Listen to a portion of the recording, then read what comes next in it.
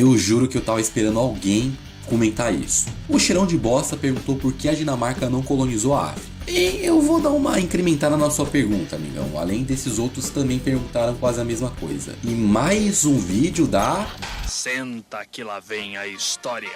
Na verdade, poucos sabem disso, mas acontece que os países nórdicos chegaram sim a terem uma colônia na costa da África Ocidental. E quem veio primeiro foi a Suécia, e nomeou esse território como Costa do Ouro Sueca, estabelecida em 1650. A principal responsável pelo estabelecimento dessa colônia foi a Companhia Sueca da África. Isso porque o rei do povo Akan vendeu alguns territórios para a Suécia com a finalidade de negociar escravos, ouro e marfim. E por lá fundaram o Forte Karolsborg. Porém, 8 anos depois, a Dinamarca-Noruega, que era uma monarquia dual na época, invade o território e instaura uma outra fortaleza por lá, na qual chamaram de Christiansborg. Com isso, o então rei da Suécia, Carlos X, declara guerra à Dinamarca-Noruega. E após o Tratado de Copenhague, em 1660, os suecos recuperam o forte, que permaneceu sob a sua administração por apenas 3 anos. Em abril de 1663, os dinamarqueses invadem novamente e tomam a colônia de vez, na qual rebatizam de Costa do Ouro Dinamarquesa. E assim, as colônias foram administradas pela Companhia Dinamarquesa das Índias Ocidentais Guiné. No entanto, no século XIX, a diminuição do entusiasmo na Dinamarca pelo colonialismo e as dificuldades financeiras acabaram por levar à venda dos fortes. Em 30 de março de 1850, todos os assentamentos territoriais dinamarqueses da Costa do Ouro e os fortes foram vendidos à Grã-Bretanha, incorporados na agora Costa do Ouro Britânica, que mais tarde se tornaria a República do Ghana em 1957. Aí você me pergunta, mas por que eles não tentaram de novo? Ora, um dos motivos principais foi que os países nórdicos estão longe das rotas comerciais principais para a África. E diferente da Grã-Bretanha e da França, os países nórdicos não tinham marinhas coloniais poderosas e seus recursos eram voltados para conflitos internos, disputas bálticas e guerras regionais contra a Rússia, Polônia e a Alemanha. E por falar nisso, no norte da Europa, os países nórdicos viviam em constantes guerras entre si. A prioridade era garantir a hegemonia local e não aventuras coloniais. Eles também tinham a menor população e a menor economia até o século XIX, e não havia demanda interna suficiente para sustentar grandes empresas coloniais. E o que definitivamente deixou os nossos amigos nórdicos de fora da partilha da África foram que eles próprios adotaram posturas mais pacíficas e neutras, como a própria Suécia e a Noruega. Em suma, os nossos amigos vikings floparam na colonização da África porque chegaram a ter pequenos enclaves, mas sem grande sucesso. Sua localização geográfica era longe para um cacete, o poder marítimo era inferior às outras potências, vinham brigando entre si e depois de tudo preferiam largar essa história de mão e abraçarem a neutralidade e a paz no século XIX.